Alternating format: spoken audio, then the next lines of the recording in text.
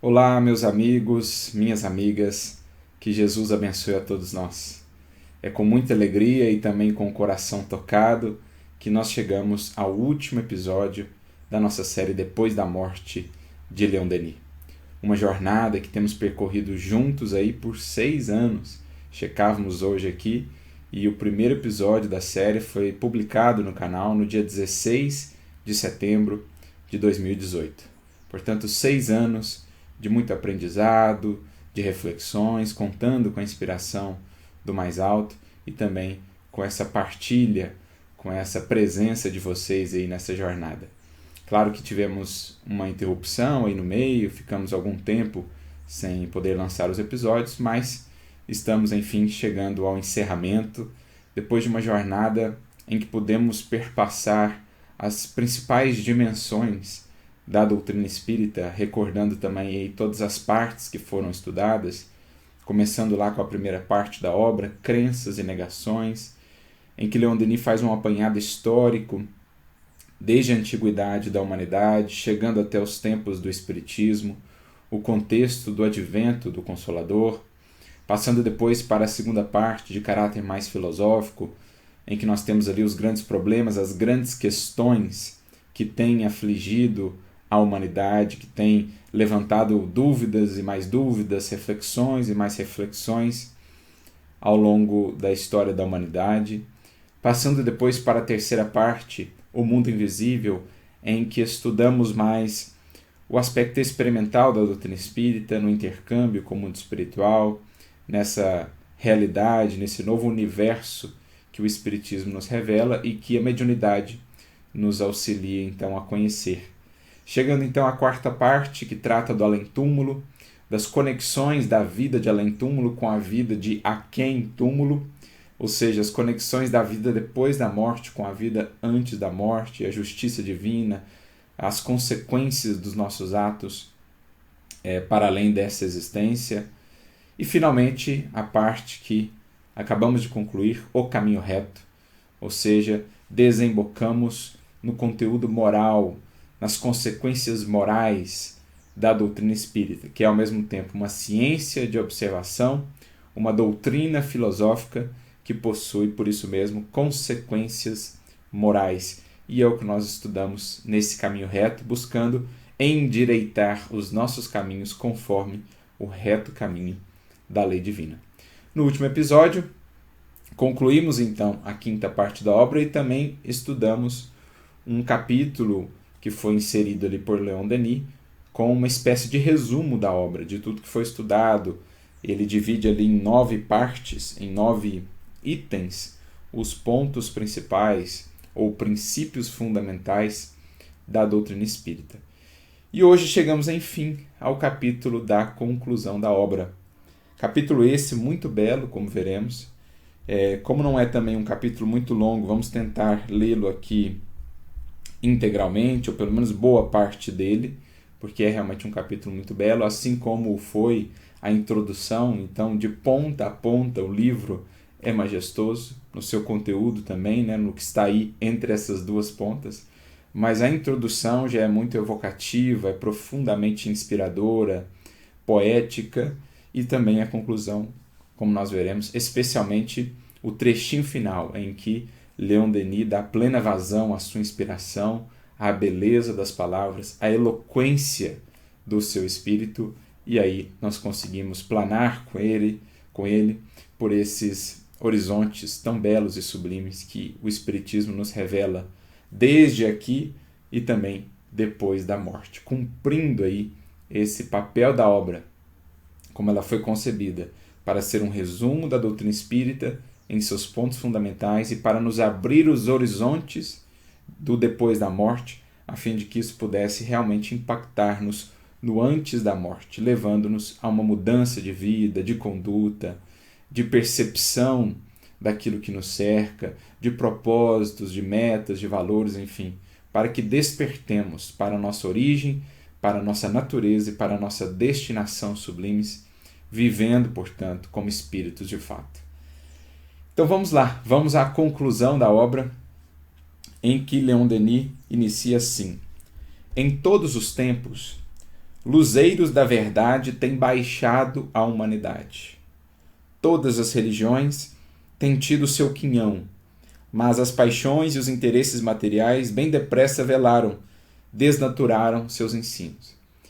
E aqui nós temos um dos contributos mais fundamentais da doutrina espírita, porque ela nos permite ter esse olhar universal, encontrando a atuação divina e da espiritualidade que age em nome do Criador e do Cristo em todas as partes, em todos os tempos, em todas as culturas, povos, tradições espirituais. A doutrina espírita, como é uma ciência que estuda as leis morais que regem o universo, sejam aqui na Terra, seja em qualquer parte, né? Essas leis valem, elas se aplicam.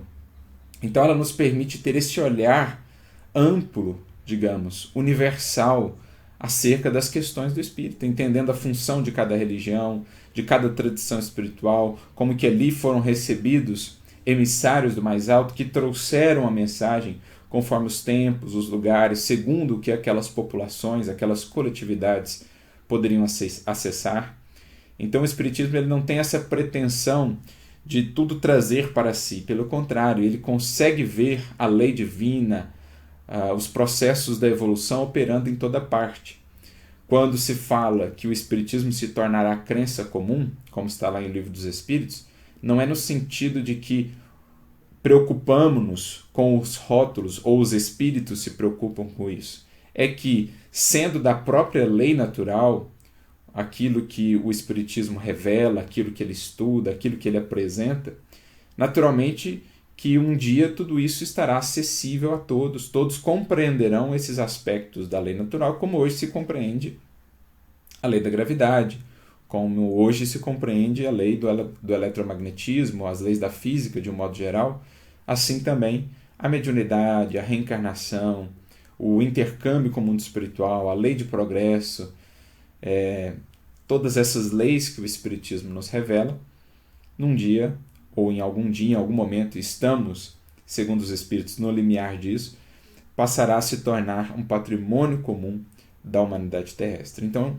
olhando para a história humana, nós vemos como que em todos os lugares e em todos os tempos, a condução pelo mais alto vinha sendo efetuada no sentido de impulsionar a humanidade ao progresso.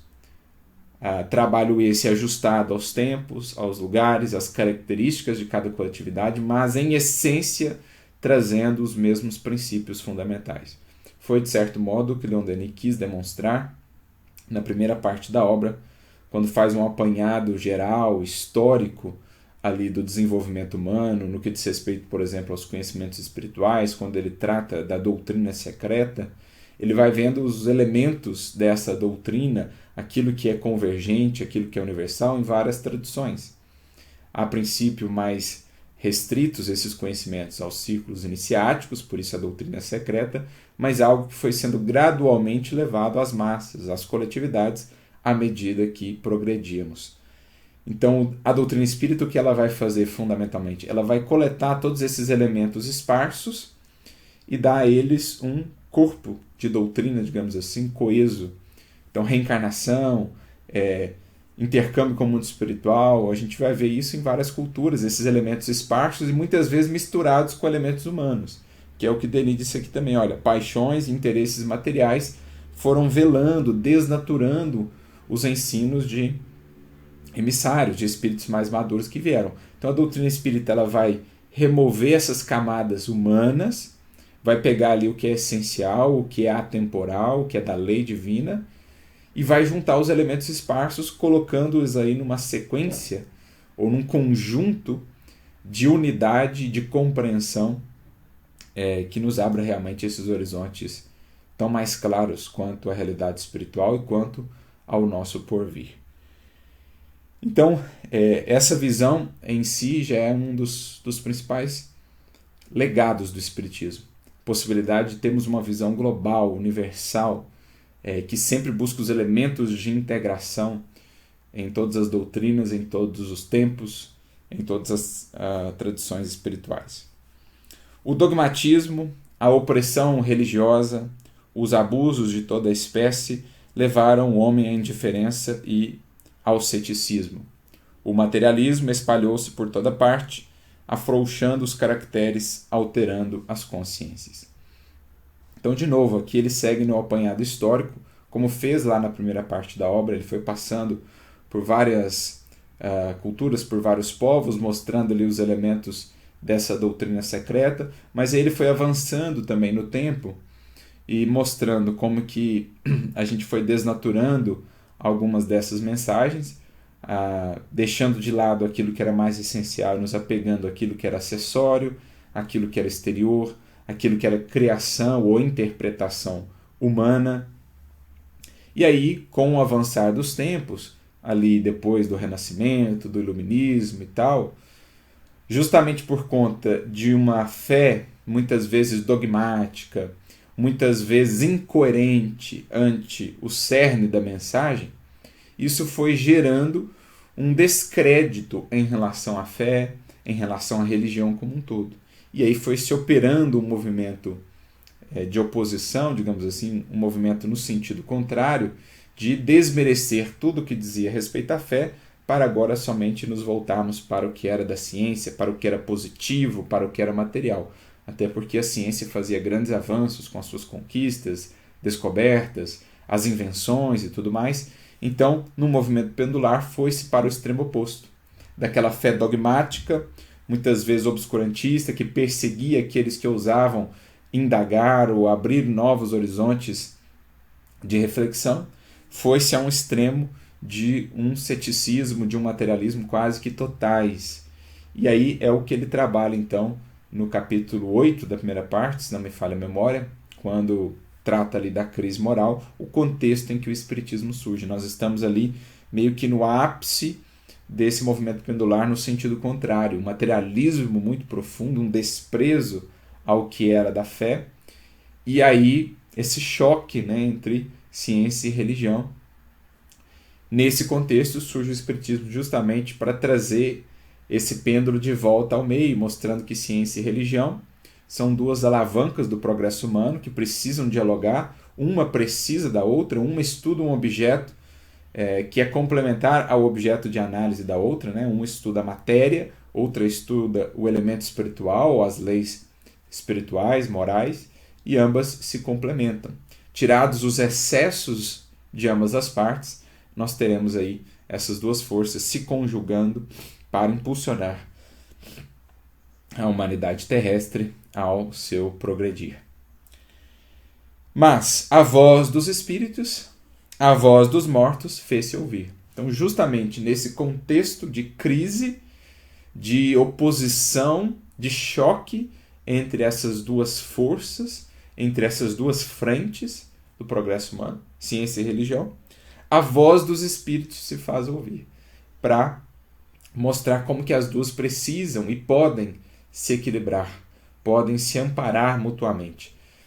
Por isso, Allan Kardec, por exemplo, logo no capítulo 1 do Evangelho segundo o Espiritismo, vai ter lá um tópico, Aliança da Ciência e da Religião, em que ele vai debater isso, falando dos excessos de ambas as partes e de como que o Espiritismo, voltando à essência de cada uma dessas partes, então valorizando aquilo que a ciência descobre sobre o seu objeto de estudo, que é a matéria, e valorizando aquilo que é o essencial nas religiões, que é a revelação moral, a ampliação dos horizontes filosóficos da humanidade, trazendo uma abordagem lúcida e complementar, nós vamos ter então essa aliança.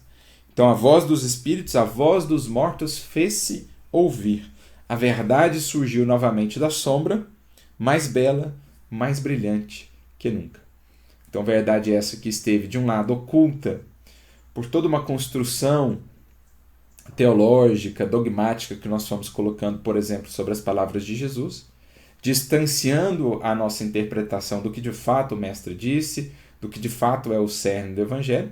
Então esses véus colocados por nós mesmos, as cortinas que nós fomos colocando foram sendo abertos pelo Espiritismo enquanto Evangelho redivivo, pela própria lição, pelas próprias palavras dos Espíritos que nos dizem, olha, o que sucede de cá é isso, isso, isso, aquilo outro, ajudando-nos então a entender melhor o que Jesus queria dizer.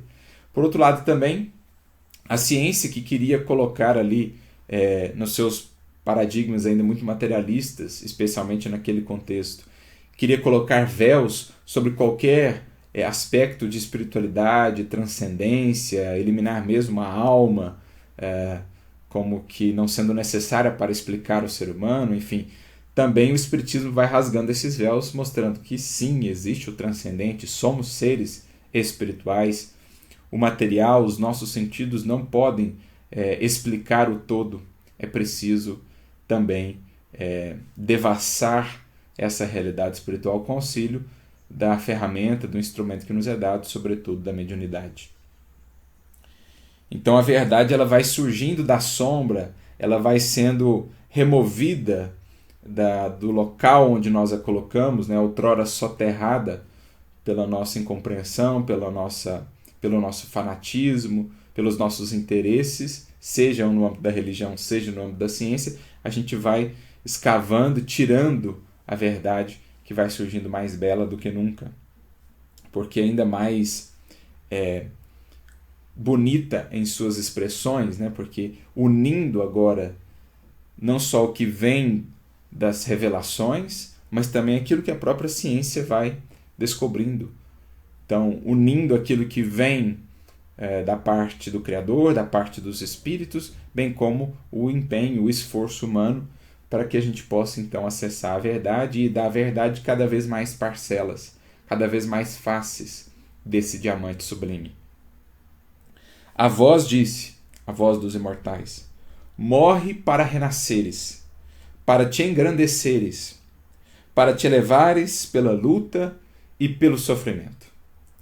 Lembrando aquela frase que está lá no Dolmen, no túmulo de Allan Kardec, né? Nascer, morrer, renascer ainda e progredir sempre. Tal é a lei. Então aqui está. Morre para renasceres, para te engrandeceres, para te elevares pela luta e pelo sofrimento. A morte não é mais um motivo de terror, pois atrás dela vemos a ressurreição.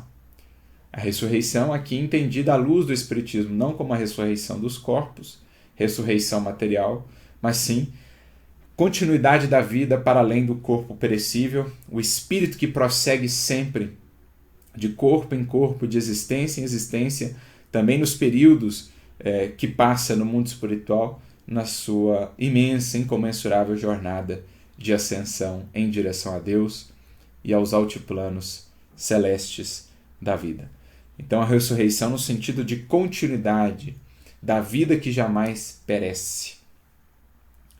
O depois da morte que nos vai ser então revelado pelo Espiritismo. O abrir dos véus, para que encantados pelo que podemos ver lá, depois da morte, no futuro imortal, no futuro sem fim, nós possamos nos inspirar no presente a fazer a parte que nos cabe.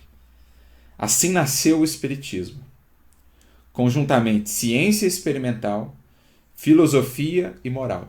Então está aqui o tríplice aspecto do Espiritismo, sobre o qual Emmanuel falaria mais tarde, lá no livro Consolador, o triângulo de forças, ciência e filosofia vinculando o Espiritismo à Terra, mas a religião ou o aspecto moral o conectando ao céu, como aquilo para que ele aponta, a finalidade, o coroamento do Espiritismo. E algo que o próprio Kardec já havia trazido antes também, por exemplo, no livro Que é o Espiritismo, quando ele disse que o Espiritismo é ao mesmo tempo uma ciência de observação, portanto de caráter experimental, e uma doutrina filosófica, com consequências morais. Está aí, mais uma vez, o tríplice aspecto.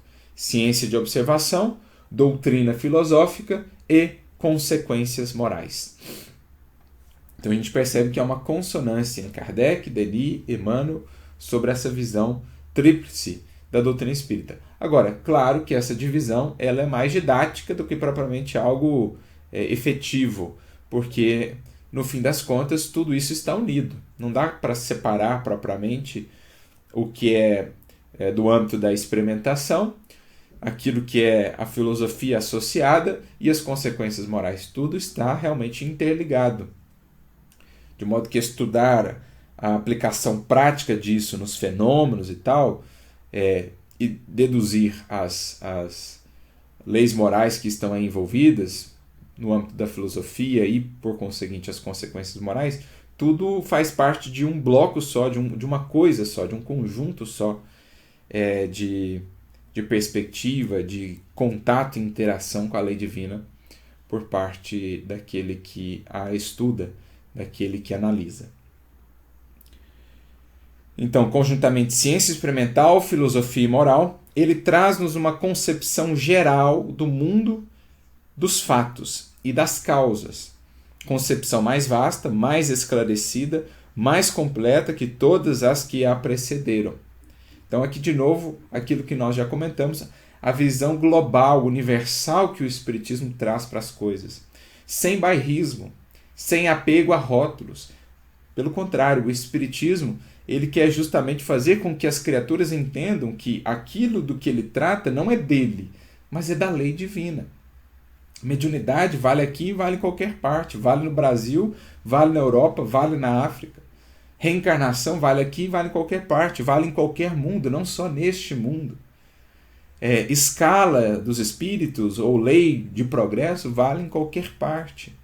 Então, essa ideia, uma visão mais geral, mais universal, não só dos fatos, dos fenômenos que ele vai estudar, mas das causas por detrás, que aqui ele vai chegar a partir dos seus estudos. Então, Kardec parte dos fatos, sem preconceber as causas, e a partir dos fatos, das deduções lógicas dos fatos, ele remonta às causas, podendo compor, então, toda essa cadeia de causas e efeitos que preside a vida em todos os seus aspectos. E aí ele vai encontrar na causa daqueles fenômenos os espíritos. A partir dos espíritos ele compreende a realidade espiritual e aí vai deduzindo todas as leis, com o auxílio desses mesmos espíritos, as leis morais que presidem o universo, a vida como um todo.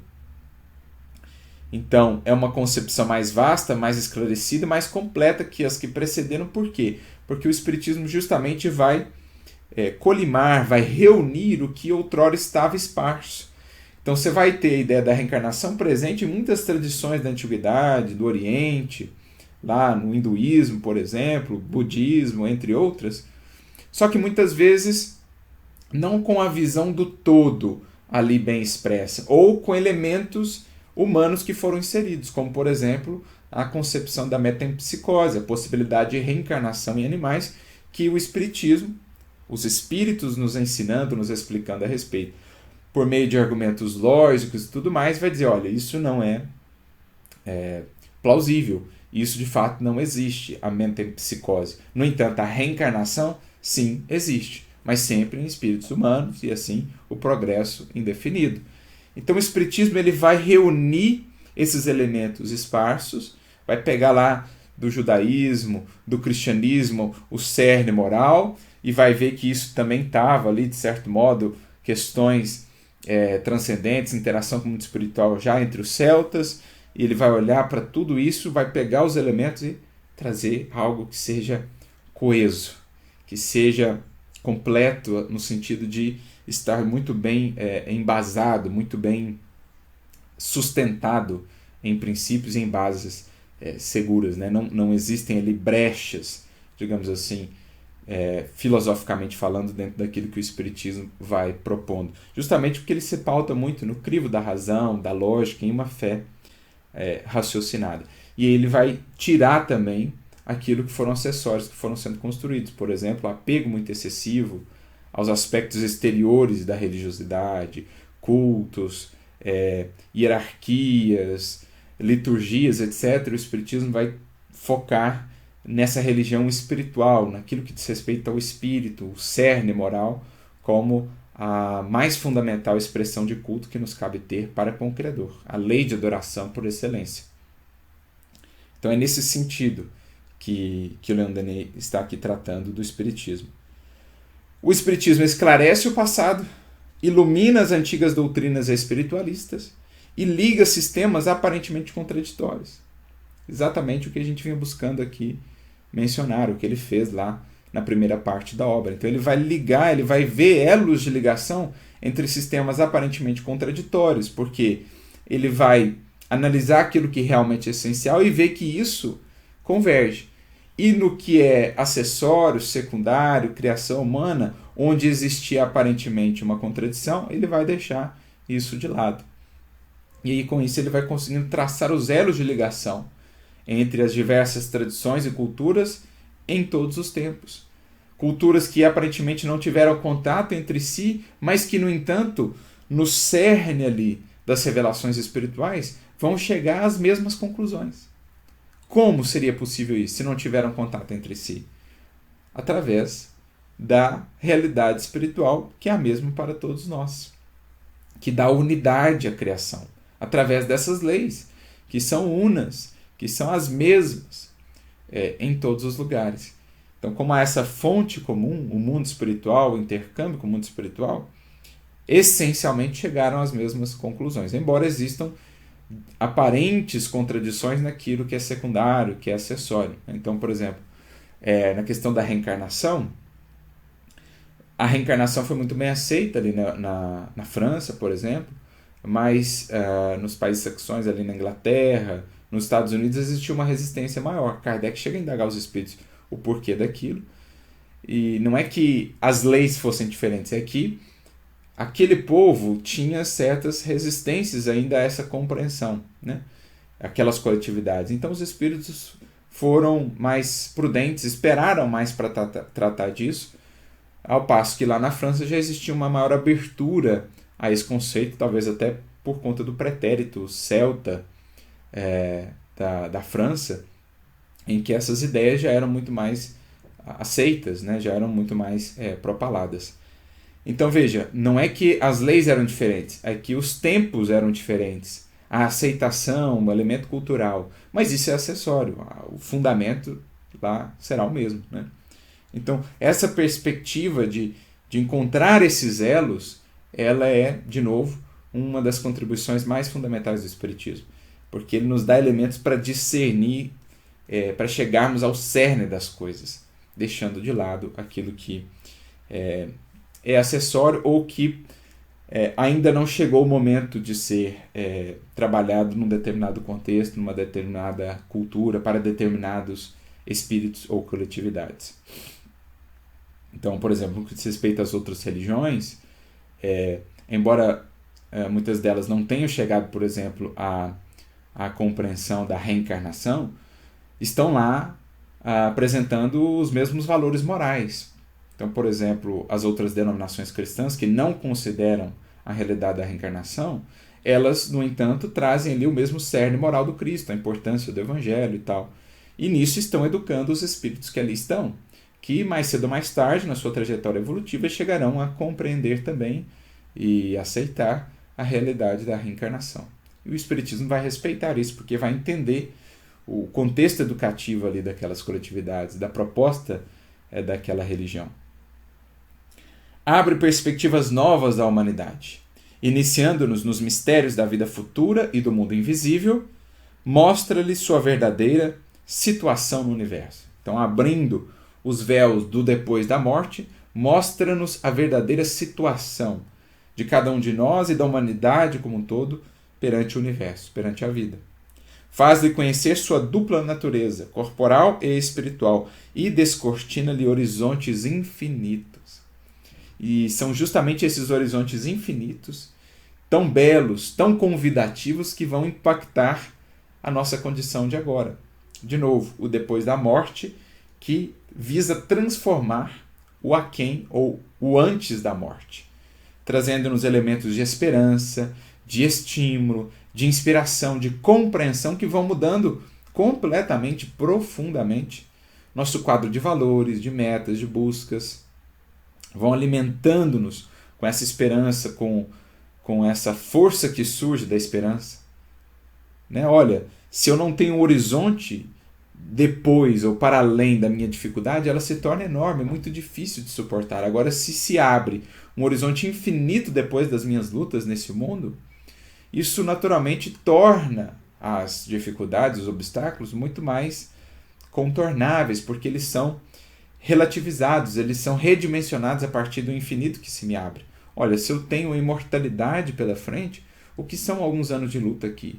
Se a imortalidade me acena com tantas conquistas, com tantas belezas que me esperam, o que são as lutas do aqui e do agora? Então esse é o papel do depois da morte, desse horizonte que é descortinado pelo Espiritismo, não é?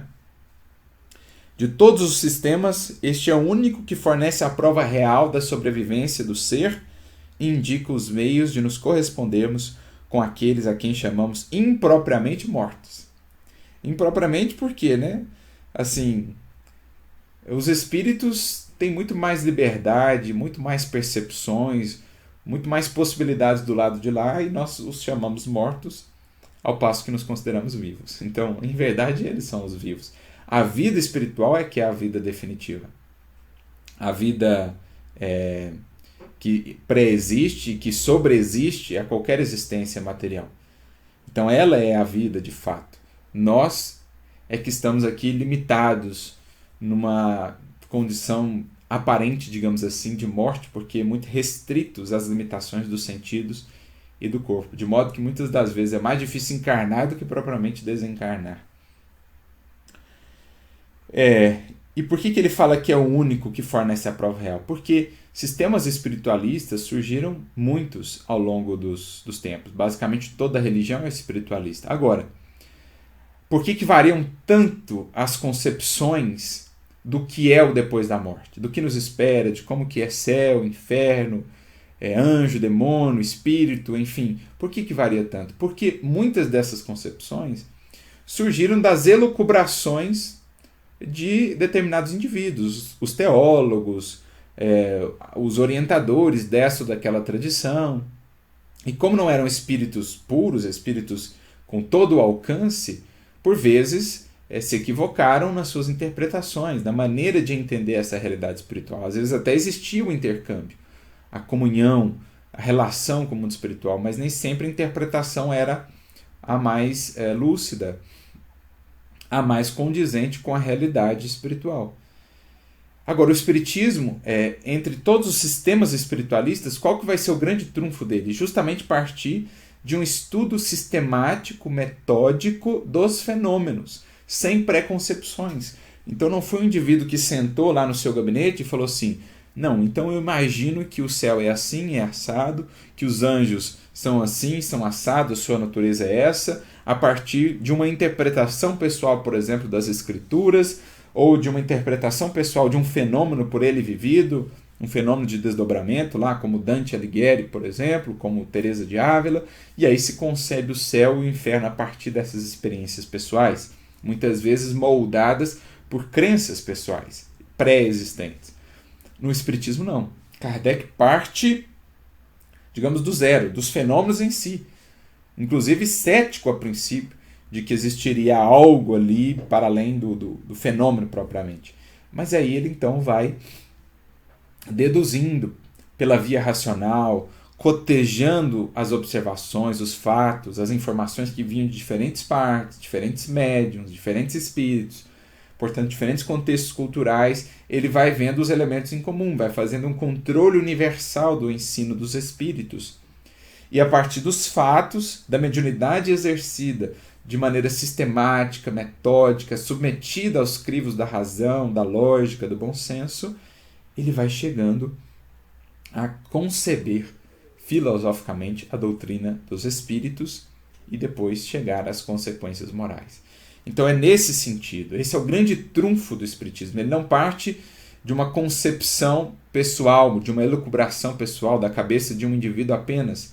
Ele parte da multiplicidade de fenômenos compilados, analisados, filtrados, submetidos aos crivos para que então se chegasse a esse corpo filosófico. Então, Kardec não concebeu primeiro as ideias e foi buscar aprovação nos fatos em si, a corroboração nos fatos. Pelo contrário, ele parte dos fatos para então chegar a explicar os fatos por meio das leis, né? Como faz a ciência no seu método. Eu vou observando o fenômeno e daí eu vou deduzindo as leis.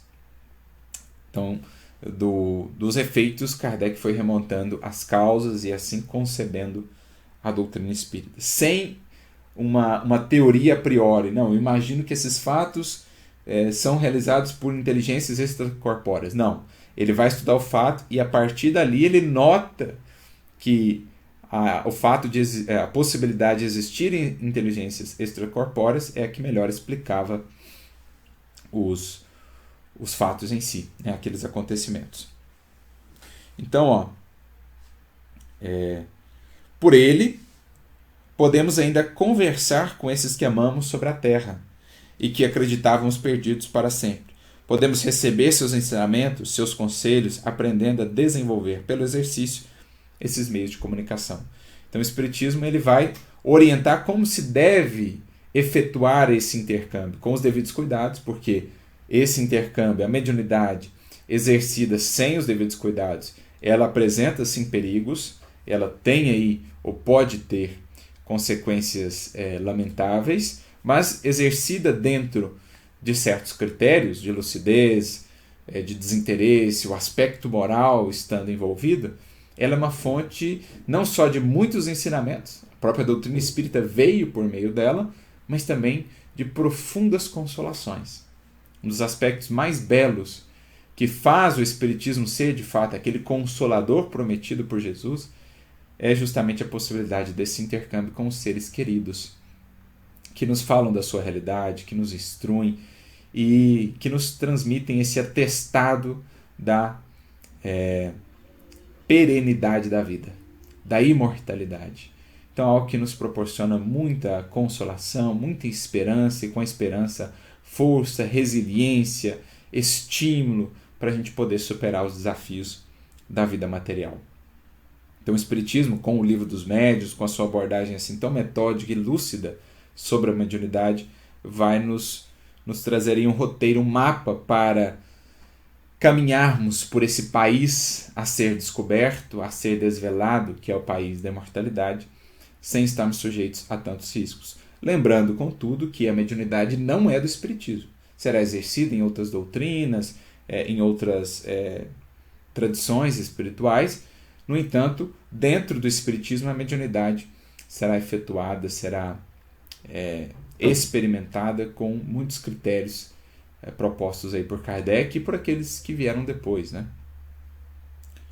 O Espiritismo revela-nos a lei moral, traça o nosso modo de conduta e tende a aproximar os homens pela fraternidade, solidariedade e comunhão de vistas. Então, o caminho reto, o que nós estudamos aí nessa última, quinta parte da obra.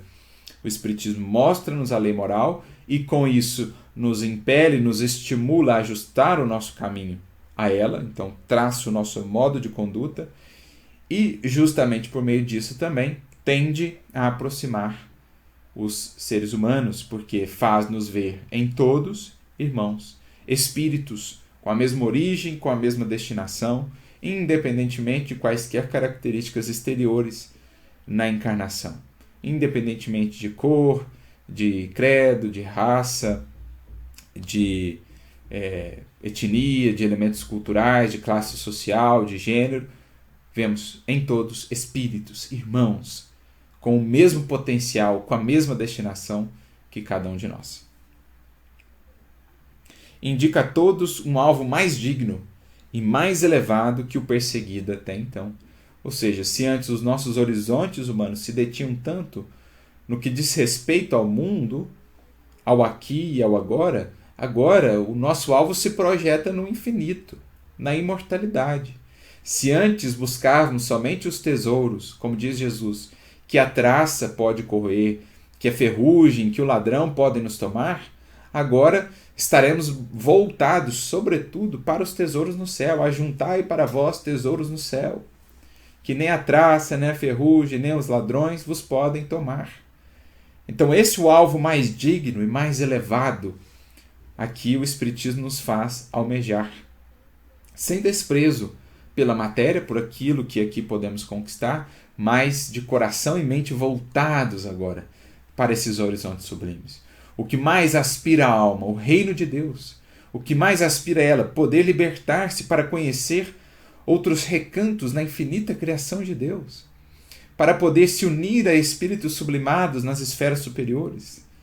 É isso que o Espiritismo nos faz agora almejar, desejar com todas as forças da nossa alma, ajudando-nos a compreender como conquistar isso. O que nos leva até esse alvo. Traz consigo o novo objetivo da prece, uma necessidade de amar, de trabalhar pelo benefício alheio, de enobrecer-nos a inteligência e o coração.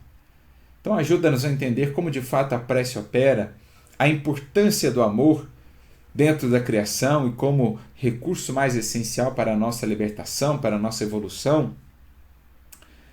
O trabalho pelo bem comum, né? O enobrecimento da inteligência, do coração, progresso intelectual, progresso moral, como as chaves do nosso progredir, como as asas que nos levarão a Deus e aos altiplanos da vida.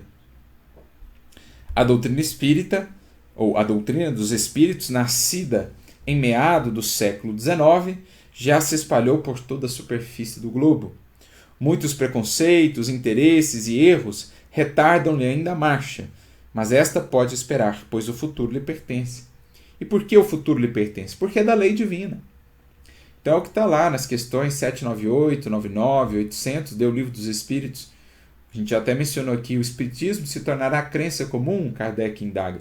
Sim, e assinalará uma nova etapa para a humanidade terrestre, quando, enfim, deixarmos um paradigma ainda muito regido pela matéria para entrarmos no paradigma do espírito. Imaginemos só uma humanidade em que todos os seus membros estejam plenamente conscientes de que são espíritos, de que já viveram tantas vezes e viverão muitas outras na sua jornada de evolução. Imagina como se transformarão os nossos processos e as nossas concepções na filosofia, na educação, na medicina, as próprias instituições humanas, nas religiões, a família, enfim, tudo vai sendo entendido de uma maneira diferente. Então é da lei que esse momento, esse novo paradigma venha a se afirmar. E o Espiritismo vem gradualmente ganhando terreno à medida também que os espíritos aqui encarnados vão se desmaterializando, perdendo tanto assim um interesse, um apego tão excessivo à matéria e às paixões para se voltarem às questões transcendentes. Com isso vão se abrindo portas de maior receptividade para o espiritismo nas mentes e nos corações.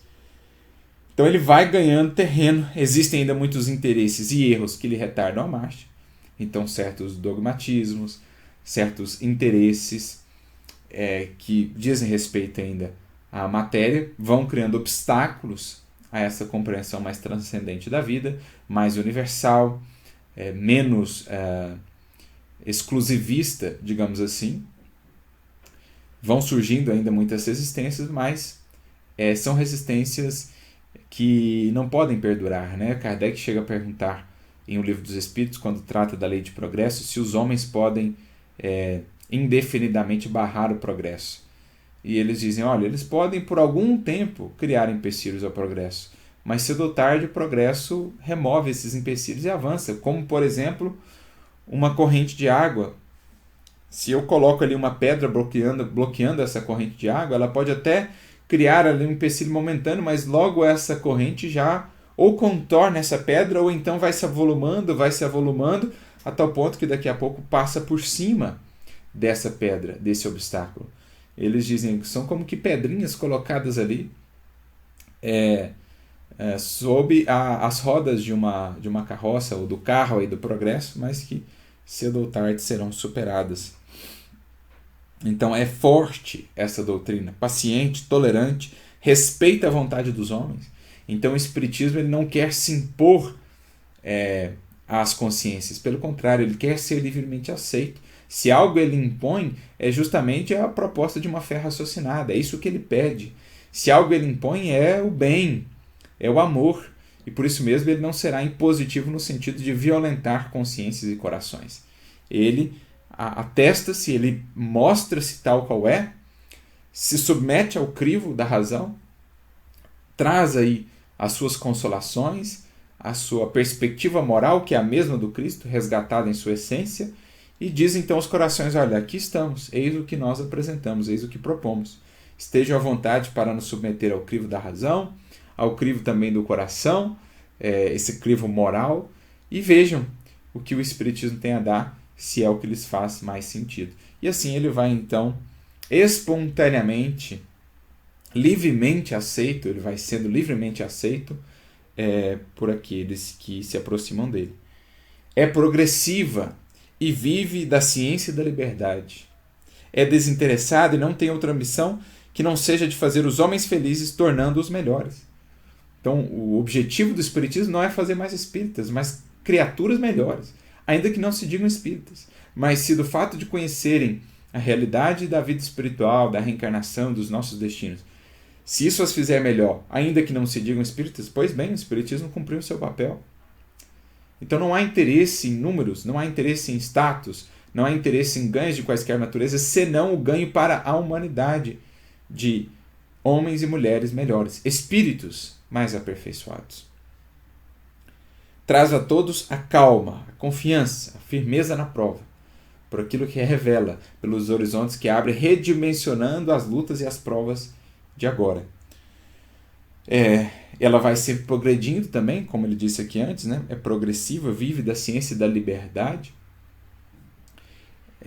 Então veio Kardec, depois veio Denis, os continuadores, Gabriel Delane, depois vieram os trabalhos aí tão valiosos de uma Ivone do Amaral Pereira, de um Francisco Cândido Xavier, né, que nos deixaram um legado tão rico, entre outros médiuns, naturalmente, um legado tão rico de desenvolvimentos acerca da doutrina espírita, afirmando aí esse caráter progressivo e sempre com esse caráter também de liberdade, prezando muito pela liberdade de consciência. Aliás, uma das leis morais é justamente a lei de liberdade. Então o espiritismo não vai exigir nada, mas uma vez aceito e compreendido, claro que a consciência então vai esperar muito em termos de transformação. Então, como dizia um amigo, o espiritismo não exige nada, mas espera tudo. Então você se aproxima dele com plena liberdade, aceitá-lo ou não, sem qualquer imposição. Mas uma vez que você incorpora aqueles entendimentos, aquilo que o espiritismo revela e explica, aí naturalmente que a consciência esclarecida agora exigirá, cobrará cada vez mais transformação. Esse é o sentido de espera tudo, né? Muitas religiões, muitas filosofias têm se sucedido através das idades. Jamais, porém, a humanidade ouviu tão poderosas solicitações para o bem.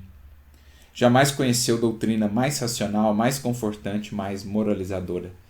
Justamente porque ela faz essa amarração de tudo, né? Um caráter tão universal. Ela vai pegar tudo que é da ciência, que diz respeito à ciência, nos seus estudos ali da matéria, vai incorporar e vai, do ponto de vista espiritual, trazer essa visão tão embasada nos fenômenos, que traz explicações tão racionais para aquilo que em outras perspectivas fica ou para o âmbito do mistério ou tem explicações ali que não são muito sólidas, não são muito bem embasadas, não resistem muito ao crivo da razão e da lógica a partir dos atributos de Deus, por exemplo. Então a doutrina espírita, ela é, como diz o Espírito de Verdade, um supremo apelo de Deus à humanidade terrestre. Porque ela traz o compilado, digamos assim, a síntese de tudo que veio sendo feito antes, das experimentações anteriores, até das revelações anteriores misturadas aos acréscimos humanos. Ela vai fazer uma síntese de tudo isso, tirar ali o que é realmente o núcleo, o cerne, e ofertar limpo, acessível para toda a humanidade. Com a sua vinda, as aspirações incertas, as vagas esperanças desaparecem. Então não é uma esperança agora vaga, não há uma incerteza quanto à vida futura, um anseio somente. Há, digamos, uma palpabilidade, eu consigo quase que tocar essa vida que me espera depois da morte.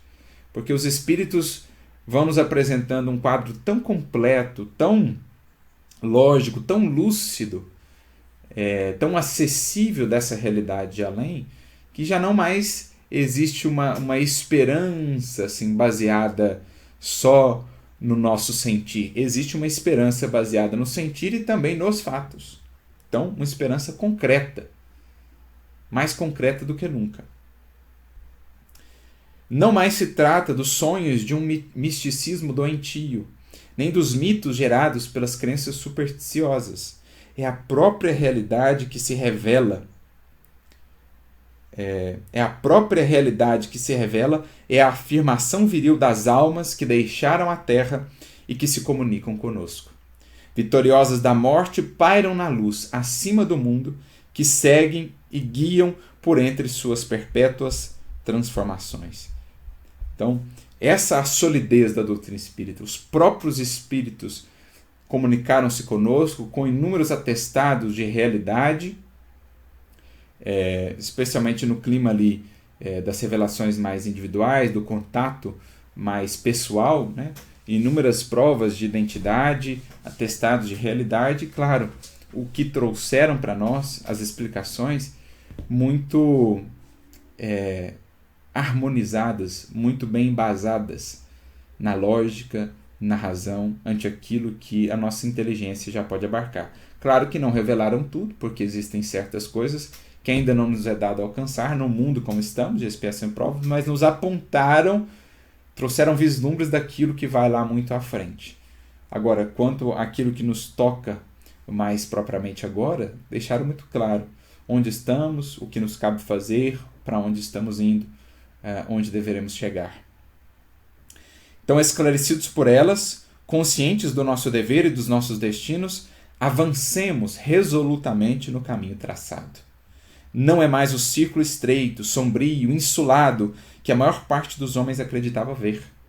Para nós, esse círculo distende-se a ponto de abraçar o passado e o futuro, ligando-os ao presente para formar uma unidade permanente e indissolúvel. Então, assim como o Espiritismo projeta muita luz quanto ao futuro, Kardec vai falar isso muitas vezes, ele também projeta luz quanto ao passado. Então a gente consegue olhar para o passado e entender melhor o que eram aqueles fenômenos. Então muitos dos elementos, dos fatos aparentemente miraculosos que estão lá nas Escrituras, à luz do Espiritismo nós conseguimos entender. Tirar ali o que foram interpretações humanas, superstições acrescentadas e chegar no cerne do fenômeno, na explicação. Então projeta-se uma imensa luz sobre o passado de todos nós, porque sofremos hoje os vínculos com o pretérito, e também uma luz para o futuro, para onde estamos indo, o que nos espera, qual a nossa destinação. E aí há uma amarração, elos sublimes, luminosos, ligam então, digamos, essas etapas do caminho, o passado, o presente e o futuro. O presente como produto do passado, mas também como gênese do futuro. E aí a gente se vê dentro dessa unidade, desse círculo que se expande tão amplamente, unindo passado ao futuro, passando pelo presente, unindo matéria, vida material, à vida espiritual, passando pela interação, pelo intercâmbio, pela solidariedade entre essas duas vidas, entre esses dois planos. Nada perece. A vida apenas muda de formas. O túmulo conduz-nos ao berço, mas tanto de um como de outro lado elevam-se vozes que nos recordam a imortalidade. Então a vida sempre se afirmando, a vida sempre imortal. A morte não é a antítese da vida, a morte é simplesmente a antítese do berço, do nascer, porque a vida é perenidade, a vida é imortalidade, seja no corpo ou fora dele. A vida é dádiva recebida da qual nunca mais haveremos de nos apartar. Vida que só pode se engrandecer, vida abundante que precisamos construir a partir daquilo que do Cristo vamos aprendendo, dos Espíritos vamos aprendendo. Perpetuidade da vida, solidariedade eterna das gerações, justiça, igualdade, ascensão e progresso para todos, tais são os princípios da nova fé, e esses princípios apoiam-se no inabalável método experimental. Então, a grande solidez do Espiritismo vem da ciência de observação, do método experimental, que dá embasamento às suas deduções e conclusões filosóficas. Não é simplesmente uma elucubração pessoal. Podem os adversários dessa doutrina oferecer coisa melhor à humanidade? Podem, com mais eficiência, acalmar-lhe as angústias, curar-lhe as chagas, conceder-lhe esperanças mais doces e convicções mais fortes? Se podem, que o digam, que forneçam a prova de suas asserções. Então, como alguns amigos, o próprio Kardec diria mais de uma vez, ora, Se tem explicações melhores, mais lúcidas, mais lógicas, mais bem embasadas, pois que apresentem. Porque simplesmente negar por negar, não é responder às questões. Não é trazer aí, respostas às indagações mais fundamentais da humanidade. Não é simplesmente negando os fenômenos que eles então deixarão de ser importantes ou mesmo de existir. Não é simplesmente adotando uma postura de indiferença, ignorando essas realidades, esses fatos, que nós estaremos apresentando caminhos melhores ou respostas mais positivas, mais racionais. Pelo contrário, é preciso se apresente. Então o Espiritismo ele propõe, partindo dos fatos, deduções muito lógicas e racionais com consequências muito importantes para a humanidade. Agora, aqueles que em todos os tempos o têm combatido, o que podem apresentar em oposição? Doutrinas mais racionais? Muitas das vezes não. Estudos de fato, observação? Muitas das vezes não. Cientistas que muitas vezes se negavam simplesmente a estudar, atuando de maneira contrária à própria essência da sua proposta de atuação na vida. O cientista tem o dever ali de observar e então deduzir. Mas muitos negavam a priori. Outras denominações religiosas, tradições, negavam, opondo à doutrina espírita, não concepções, explicações mais racionais, mas muitas das vezes o puro dogmatismo. Então, se apresentarem visões mais lúcidas, Kardec diria: sou o primeiro a deixar o Espiritismo e abraçar essas visões mais bem embasadas, mais racionais, com melhores explicações para aquilo que se vê. Mas não tem sido o caso até aqui. Nem se tem apresentado estudos ou consequências ou doutrinas mais lógicas e lúcidas que o Espiritismo, nem tampouco que apresentem uma possibilidade moralizadora ou de consolação mais amplas do que a que o Espiritismo apresenta pela visão mesmo que nos traz. Mas se persistem em opor afirmações desmentidas pelos fatos, se em substituição apenas oferecem o inferno ou o nada, estamos no direito de repelir com energia seus anátemas e sofismas. Então há a possibilidade de um progresso indefinido em que nenhum ser estará eternamente votado ao sofrimento, que é o que o Espiritismo apresenta. Alguns outros vão apresentar a possibilidade de um sofrimento eterno. Como conciliar isso com a bondade, com a misericórdia infinita de Deus? Então, temos o direito, digamos assim, de, seguindo aquilo que a razão, a lógica, vai nos mostrando como caminhos mais razoáveis, ante os próprios atributos de Deus apresentados pelo Cristo, nós temos o direito, então, de seguir com a proposta que o Espiritismo nos traz. Outros vão apresentar o nada, então, a vida é isso, tudo se resume a nada, tudo que sentimos, tudo que construímos, e essa intuição inata em todos nós de que há algo além, de que os seres que amamos não estão mortos. Então, se aceitarmos isso, a consequência lógica disso é mergulharmos no materialismo mais profundo, no egoísmo mais feroz. Mas não é assim a vida. Nós intuímos que o amor tem a sua importância, de que o amor é a essência e a culminância da vida. Nós intuímos que há algo em nós mais do que esse corpo. E então vamos seguindo por esse caminho em que, depois da morte, não encontraremos o nada, mas pelo contrário, a amplidão, a infinitude, a imortalidade. Vinde saciar-vos nesta fonte celeste, vós todos que sofreis, vós todos que tendes sede da verdade. Então aqui, como ele por vezes faz nas suas obras, dirige-se diretamente ao leitor, convidando-o à consolação, convidando-o a esse oásis, a esse manancial inesgotável que é o Consolador, que são aí as fontes do Consolador. Ela verterá em vossa alma o frescor e a regeneração. Vivificados por ela, sustentareis mais animadamente os combates da existência. Sabereis viver e morrer dignamente. Viver e morrer como espíritos conscientes da nossa realidade, da nossa imortalidade. Observai com assiduidade os fenômenos sobre os quais repousam estes ensinos, mas não façais deles um divertimento. Refleti que é muito sério o fato de nos comunicarmos com os mortos, de receber deles a solução dos grandes problemas. Gente, a maior revolução talvez na história da humanidade, quando de fato esse paradigma se afirmar. Os mortos conversaram conosco, a vida não perece no túmulo. Há luz e muita luz depois da morte. Considerai que esses fenômenos vão suscitar maior revolução moral dos que as que têm sido registradas pela história, abrindo a todos os povos a perspectiva ignorada das vidas futuras. Revolução talvez só comparável com a própria vinda do Cristo, do governador planetário a este mundo. Mas o que o Espiritismo prepara, o que ele traz, imagina só. Quantas criaturas ainda caminham no mundo achando que a morte é o fim, que os seres amados estão inacessíveis, achando que são corpos. Imagina quando todos estiverem inteirados dessa realidade, de que o intercâmbio é possível, de que a vida prossegue, de que a nossa destinação é muito mais bela, muito mais luminosa do que outrora imaginávamos. Aquilo que para milhares de gerações, para a imensa maioria dos homens que nos precederam, tinha sido uma hipótese, torna-se agora uma realidade. Não mais hipótese, realidade. Que é o que os Espíritos vão dizer, né? Lá em O Livro dos Espíritos.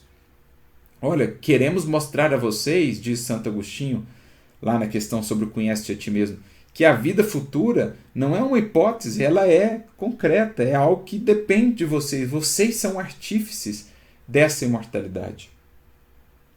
Tal revelação tem direito à vossa atenção e ao vosso respeito. Utilizai-a somente com critério para vosso bem e dos vossos semelhantes.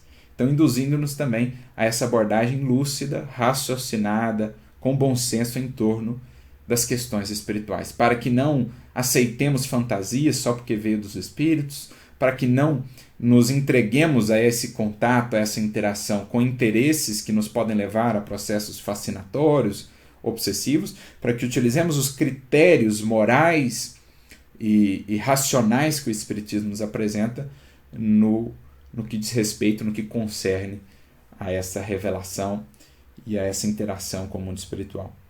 Nessas condições, quando existir esse cuidado, os espíritos elevados assistir-vos-ão. Mas se vos servirdes do Espiritismo para frivolidade, sabei que vos tornareis presa inevitável dos espíritos enganadores, vítima dos seus embustes e das suas mistificações, como temos visto ao longo dos tempos, desde o advento do Espiritismo, mas também em outras correntes do espiritualismo, quantas fantasias são abraçadas pela falta desse critério. Critério racional, perdão, e critério moral no trato com a espiritualidade. Na ausência de desinteresse, na ausência de racionalidade, na ausência de seriedade, de uma sistemática, de uma perseverança, de um equilíbrio nesse tratamento, de um bom senso mesmo, fantasias inúmeras surgem. Os falsos profetas pululam na Terra, especialmente nesses tempos como os que vivemos de transição. Encarnados, mas também desencarnados. Então, fantasias podem surgir inúmeras. E muitos médiuns já se perderam nessas tramas, porque lhes faltou isso. E tu, meu irmão, meu amigo, que recebeste estas verdades no teu coração e que lhes conheces o valor, permita-me um derradeiro apelo, uma última exortação. Então nós, meus amigos, que já temos compreendido o quanto o Espiritismo nos tem ofertado, o quanto de apoio, de bases seguras, de clareza de visão, de consolo, de instrução, de libertação o Espiritismo nos tem trazido, de estímulos à nossa renovação do sentimento, para que aprendamos a sentir em mais elevados planos ou faixas, a sentir com Cristo a alegria de servir, de amar, de renunciar, por amor a essa causa sublime. Nós que já temos acessado esse cerne do Espiritismo, que já não mais nos detemos só na superficialidade dos fenômenos apenas, que já não nos detemos apenas nas deduções e interpretações filosóficas, né? Nas elucubrações e mais elucubrações filosóficas. Nós que já chegamos ao cerne moral do Espiritismo, como diz Allan Kardec na sua conceituação de espíritas, né? Os espíritas, primeiro, experimentadores, aqueles que se detêm só no fenômeno, depois os imperfeitos, que até já concebem algo filosófico, mas que não aplicam a si, e depois os espíritas de fato, aqueles que estão buscando aplicar o Espiritismo às suas vidas. É para esse, sobretudo, que Leon Denis vai falar. Aqueles que já passaram essas câmaras iniciais, essas camadas iniciais. Não somente a experimentação, não somente elucubrações e mais elucubrações, debates e mais debates filosóficos, mas agora o anseio de aplicar, de conectar isso à nossa vida. A esses, Denis quer fazer um derradeiro apelo, que é uma espécie aqui de prece, de hino, de poema para encerrar com fecho de ouro a obra. Ele diz: lembra-te, e aqui o fazemos numa espécie de prece mesmo, para encerrarmos o nosso estudo. Lembra-te de que a vida é curta. Enquanto ela durar, esforça-te por adquirir o que vieste procurar neste mundo, o verdadeiro aperfeiçoamento. Possa teu ser espiritual daqui sair melhor e mais puro do que quando entrou. Acautela-te das armadilhas da carne. Reflete que a terra é um campo de batalha onde a alma é a todo momento assaltada pela matéria e pelos sentidos. Luta corajosamente contra as paixões vis. Luta pelo espírito e pelo coração. Corrige teus defeitos, adoça teu caráter, fortifica tua vontade. Eleva-te pelo pensamento acima das vulgaridades terrestres. Dilata as tuas aspirações sobre o céu luminoso. Lembra-te de que tudo que for material é efêmero. As gerações passam como vagas do mar. Os impérios esboroam-se. Os próprios mundos perecem. Os sóis extinguem-se. Tudo foge, tudo se dissipa. Mas há duas coisas que vêm de Deus e que são imutáveis como Ele. Duas coisas que resplandecem acima da miragem das glórias mundanas. São a sabedoria e a virtude. Conquista-as por teus esforços e, alcançando-as, elevar-te-ás acima do que é passageiro e transitório, para só gozares o que é eterno. Muito obrigado, meus amigos e minhas amigas, por terem feito essa jornada junto conosco. Que Jesus nos abençoe e nos inspire a todos e que saibamos buscar aquilo que nos aguarda depois da morte, trabalhando arduamente antes da morte, por merecermos acessar novas e mais sublimes moradas na infinita casa de nosso Pai. Deus nos abençoe a todos. Muita luz.